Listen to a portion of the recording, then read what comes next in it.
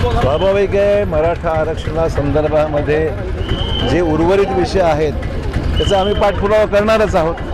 त्यामुळे जरांगे पाटलांना विनंती करेन की उपोषणाचा मार्ग न स्वीकारता सरकार नव्याने गठीत झालेलं आहे। आम्ही मुख्यमंत्र्यांकडे जाऊ, त्यांनी मला जमलं तर मधल्या काळात त्यांना भेटायलाही मी बघतो, त्यांचा तो उपोषणाचा विषय आहे, त्यांना मधल्या काळात भेटायची माझी इच्छा आहे। त्यामुळे उर्वरित मागण्या त्यांच्या मी समजून घेईल आणि शासनाला पाठपुरावा करू त्याचा आपण।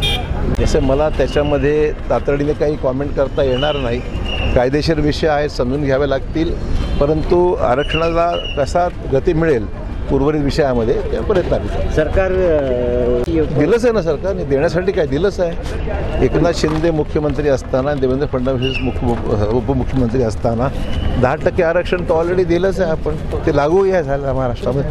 त्यामुळे आरक्षण देण्याविषयी सरकार सकारात्मक आहे। ज्या उर्वरित गोष्टी असेल त्याचा पाठपुरावा करूया।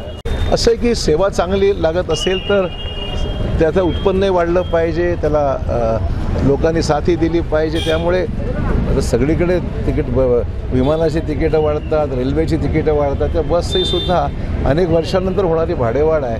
तर मला काही चुकीचं वाटत नाही, चांगली सेवा मिळावी ही त्यातून निष्पन्न झालं पाहिजे, महत्त्वाचं आहे। एबीपी माझा, उघडा डोळे बघा नीट।